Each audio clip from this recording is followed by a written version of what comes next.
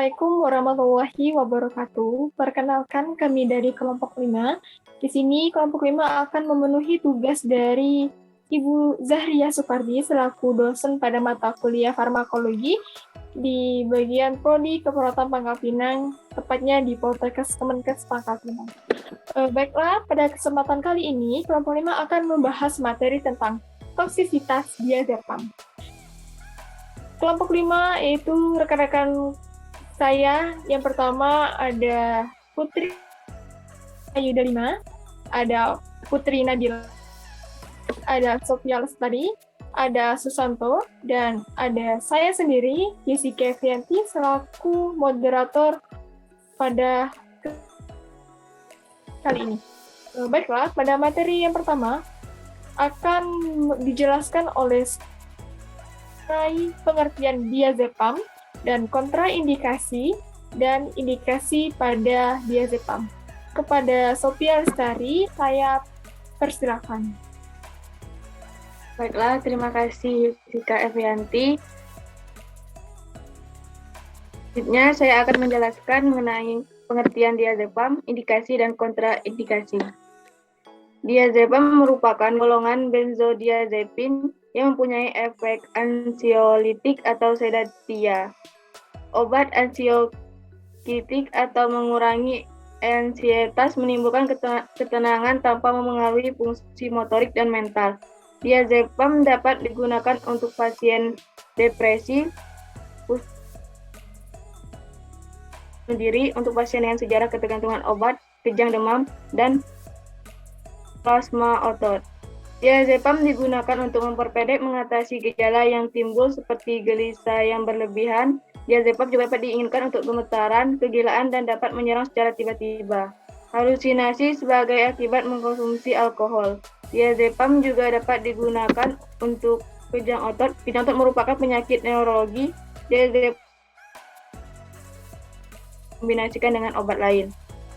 Diazepam dapat digunakan dengan cara diminum, dimasukkan ke dalam anus, disuntikkan ke otot, atau disuntikkan ke pembuluh darah.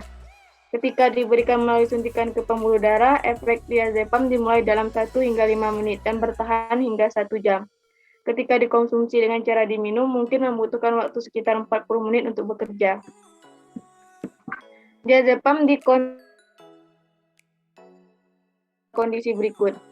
Yang pertama, hipersensitivitas. Yang kedua, sensitivitas hilang dengan benzodiazepin lain. Yang ketiga, pasien koma. Yang keempat, depresi SSP yang sudah ada sebelumnya. Yang kelima, nyeri berat tak terkendali. Yang keenam, glaukoma sudut sempit. Yang ketujuh, kehamilan atau laktasi. Dan yang kedelapan, diketahui intoleran terhadap alkohol atau glikol, propilena atau hanya injeksi.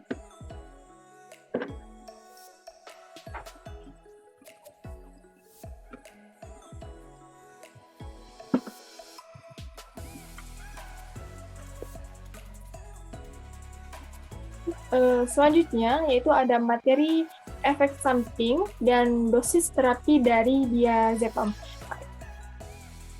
Kami yang bernama Susanto. Kepada Susanto, saya persilahkan. Baiklah, terima kasih Jessica.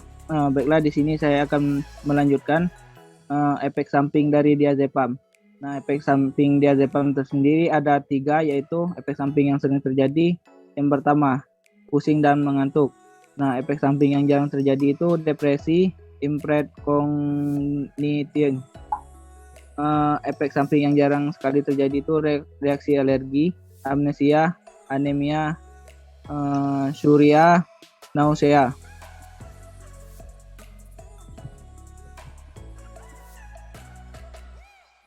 Baiklah, dosis terapinya, diazepam mengandung tidak kurang 9% C16H13 ClN2O. Nah, dosis maksimal sehari itu yaitu 40 mg. Dosis diazepam dokter sesuai bentuk sediaan obat, kondisi, dan usia pasien, serta respon pasien terhadap obat. Pada kondisi tertentu, dosis ditentukan pasien. Baiklah, kemudian materi selanjutnya itu mengenai gejala apa saja yang dihasilkan dari toksisitas diazepam dan penyebab apa saja yang menjadi toksisitas pada obat diazepam. Pada materi ini akan dipaparkan oleh rekan kami yang bernama Putri Nabilah. Kepada Putri Nabilah, saya persilakan. Baiklah, untuk gejala toksisitas diazepam sendiri yaitu mual, muntah, agitasi, tremor, nistagmus, rasa mengantuk, dan takikardi sinus, serta dapat timbul konvulsi. Lalu, sulit bernafas atau nafas menjadi lambat, serta sulit mengingat atau justru hilang ingatan. Lalu, untuk tanda gejala overdosis diazepam antara lain seperti ataksia, disatria, kelemahan otot, hipotensi, ekspektasi paradoks, atau gaduh yang gelisah, lalu sedasi, tidur yang dalam, dan kebingungan. Lalu yang terakhir, muncul halusinasi atau delusi, gelisah, depresi, penyakit kuning, sulit berkemih, sakit tenggorokan, atau demam yang tidak kunjung membaik. Lalu ada juga penyebab dari toksisitas diazepam. Yang pertama, peningkatan risiko terjadinya efek samping yang fatal berupa gangguan pernapasan berat, hingga kematian bila digunakan dengan obat golongan opioid, misalnya morfin. Lalu yang kedua, peningkatan risiko terjadi efek samping dari obat sodium oksybate. Lalu yang ketiga, peningkatan risiko terjadinya efek samping jika digunakan dengan obat antipsikotik, antihistamin, antikonvulsan lain, antisietas lain, obat bius, dan barbiturat. Lalu yang keempat, peningkatan efek penenang jika digunakan dengan Lofexidine atau disulfiram. Lalu yang kelima, peningkatan efek diazepam jika digunakan dengan isoniazid, simetidine, erethromycin, ketoconazole, atau omeprazole. Lalu, ada pun yang terakhir, penurunan kadar dan efek diazepam bila digunakan dengan rifamycin, sarbamazepin, phenytoin, kafein, theophylline, dan anatasida. Baiklah, materi selanjutnya yaitu tentang bagaimana penanganan dan peran perawat dalam memberikan obat kepada pasien dan bagaimana penanganan keracunan obat farmakologi dan non-farmakologi. Pada materi ini akan dipaparkan oleh rekan kami yang bernama Putri Ayu5. Kepada Putri Ayu5, saya persilakan. Terima kasih Jessica. Nah, untuk penanganan dan peran perawat berperan penting dalam memberikan obat-obatan sebagai hasil kolaborasi dengan dokter kepada pasien. Mereka bertanggung jawab dalam pemberian obat-obatan yang aman. Untuk itu, perawat perintah pemberian obat dan mempertanyakan perintah tersebut jika tidak lengkap atau tidak jelas atau dosis yang diberikan di luar batas yang direkomendasikan. Secara hukum, perawat bertanggung jawab jika mereka memberikan obat yang diresepkan dan dosisnya tidak benar atau obat tersebut merupakan kontraindikasi bagi status kesehatan klien. Sekali obat telah diberikan, perawat bertanggung jawab pada efek obat yang diduga bakal terjadi. Maka dari itu, sebagai perawat, kita harus tepat dalam pemberian obat, seperti yang telah disepakati dalam 6 prinsip pemberian obat, yaitu benar pasien, benar obat, benar dosis, benar waktu, benar rute atau cara, dan benar dokumentasi, agar tidak terjadi efek toksik akibat kesalahan dalam pemberian obat yang menyebabkan keracunan hingga kepada kematian. Nah, untuk penanganan keracunan sendiri dibedakan menjadi 2, yaitu terapi farmakologi dan terapi non-farmakologi. Untuk terapi farmakologi yang pertama yaitu suportif. Setelah pemeriksaan kondisi pasien, langkah ABC resolusitas harus segera dilaksanakan untuk mempertahankan pernapasan dan sirkulasi adekuat. Sebelum dilakukannya penanganan yang lainnya. Nah, contohnya untuk depresi pernapasan bisa diberi dengan naloxone atau Narcan jika diduga overdosis narkotika, misalnya flumazenil, jika diduga benzodiazepin, dan untuk gejala nyeri berat bisa digunakan analgetik narkotik. Untuk gejala kejang bisa diberikan diazepam atau clonazepam dan diberikan phenytoin secara perlahan, dan untuk status konvulsivus diatasi dengan anestesia umum.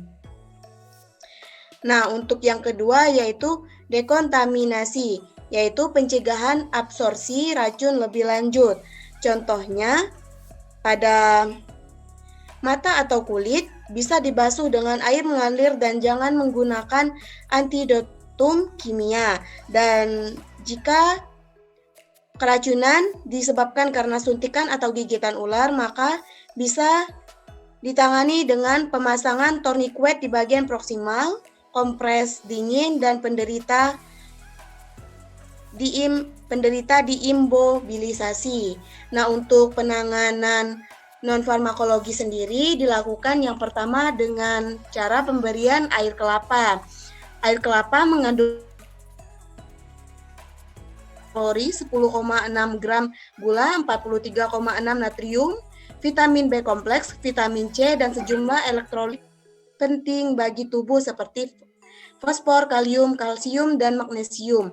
Kandungan ini dapat membantu proses detoksifikasi untuk membuang racun dalam saluran pencernaan akibat keracunan. Terlebih rasa manis asam dari air kelapa dapat membantu meningkatkan energi tubuh sekaligus menghilangkan berbagai efek keracunan seperti mual dan muntah hingga dehidrasi. Tetapi air kelapa sendiri bukanlah obat penyembuh bagi keracunan, melainkan hanya sebagai pereda gejala saja. Nah, untuk yang kedua yaitu air susu. Air susu sendiri bisa digunakan untuk mempercepat proses penanganan keracunan. Manfaat susu itu yang pertama untuk dilusi, artinya untuk pengenceran. Jadi, jika seseorang keracunan, kalau kita berikan cairan dalam jumlah besar, yaitu misalnya susu, otomatis kadar racun jadi kecil. Misalnya, kalau kita minum susu banyak, perut akan merasa tidak enak lalu buang air. Itu yang kita butuhkan untuk mengeluarkan racun. Terima kasih, Jessica. Oke, baiklah. Terima kasih kepada Putri Adelimai telah menyelesaikan kita pada malam ini yang terakhir ya. Untuk semuanya selesai sudah presentasi dari kelompok 5, yaitu materi tentang toksisitas diazepam. Apabila ada kesalahan atau kata-kata yang tidak berkenan di hati dalam penyampaian materi, saya selaku moderator mewakili rekan-rekan kerja kelompok kami memohon maaf dan mengucapkan terima kasih. Wassalamualaikum warahmatullahi wabarakatuh.